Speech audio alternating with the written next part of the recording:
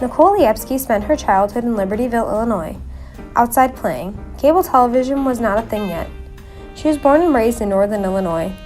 She began her college experience at College of Lake County and transferred to University of Wisconsin-Parkside in the fall of 1995, graduating in 1998. She was a full-time student, including the summers. Her initial major was psychology. However, after her roommate, who was a comm major, enticed her into some comm classes, she started taking them. Comm class after comm class became a psych major with a comm minor. More comm classes, she ended up double majoring in psychology and communications.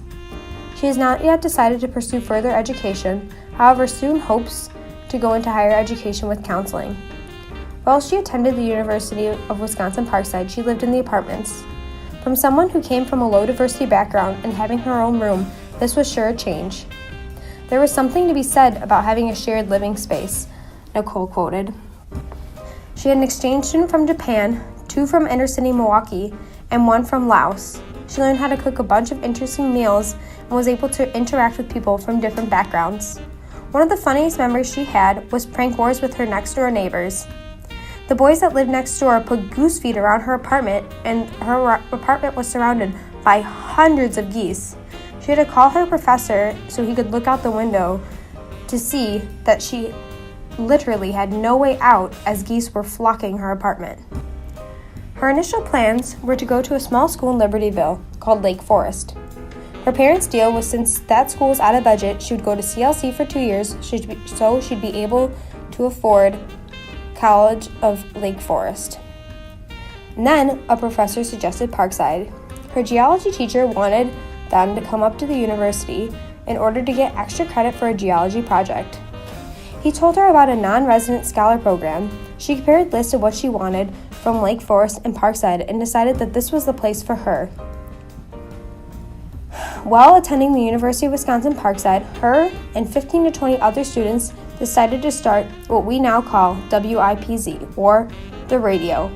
They felt that the students deserved to have their voice back. They did a lot of digging when they heard about a radio that existed in the 70s and 80s, but was no longer existent at Parkside during the 90s. They found all the old equipment in the basement. They wanted students to have their voices back. She was also part of PAB and started what many beloved on-campus students call the Backyard Bash. During her time here, it was a segregated crowd, so they decided to hold a reggae band and had their first 1996 Backyard Bash as a blast. Her first job out of college had to do with admissions at UW Parkside, and she said that working with PIB and WIPZ fundraising surely helped where she is now. She held many University of Wisconsin-Parkside open houses and went to other colleges to hold college fairs. Her position now does outreach and admission. While attending here, she attended a General Student Award banquet and received Distinguished Leader of the Year for her senior year of college. She misses the people who have retired and moved on or may have passed away. When she came here today, she wished she could see them around the university still. She said it was great to see where WIPZ is now and how they have built it up. She gave shout-outs to Terry Harrell, a teacher at Burlington that got WIPZ started. He directed them on how to do everything. He was the patron saint of WIPZ. He was the station's advisor during the 2000s, and she quoted that this man sure does deserve an award from WIPZ for all that he had done for them. When she was younger, she never found that she would be in this position. She actually wanted to be a dolphin trainer or a zoo worker. As school progressed, she realized she wanted to work with people more than animals. UW Extension does. Her position now is UW Extension.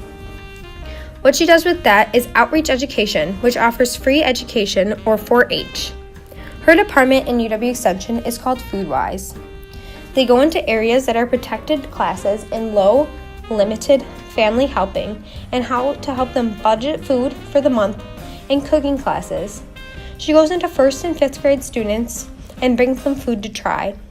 She recalls having students that lived in foster care who had never tasted a fresh vegetable before in their life.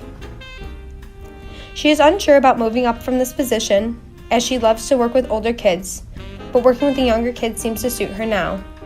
Higher education and counseling is something that she eventually wants to go into, though. She does executive functioning coaching with study skills and organization on the side. She took off 6 years to raise her 2 children and tutored at a Lake Forest during that time. She often refers coworkers' children and puts her Parkside into her own children's ears.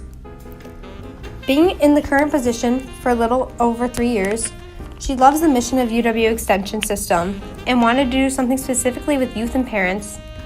Recruiting in Northern Illinois, Chicago, and all the way to Greenfield, she needed a little bit less travel.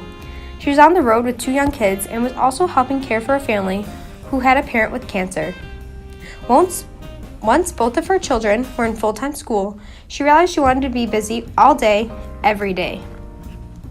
Her favorite professor on campus was Wendy. She taught semantic theory, analyzing the Breakfast Club in the first class, and food culture and how it brings many people together, which she now uses in her job. She wished there was more housing when she went here. Her senior year, Ranger Hall opened up, and when she worked here, Pike River Suites was built, and a real WIPZ station. She recruited in Deerfield, Illinois, but the file was empty except for one strange thing. It was a picture of what Parkside was supposed to look like, and you would never guess that there was 4 buildings stretched to the outside edges of the forest, connected by monorails like Disney World. It was huge.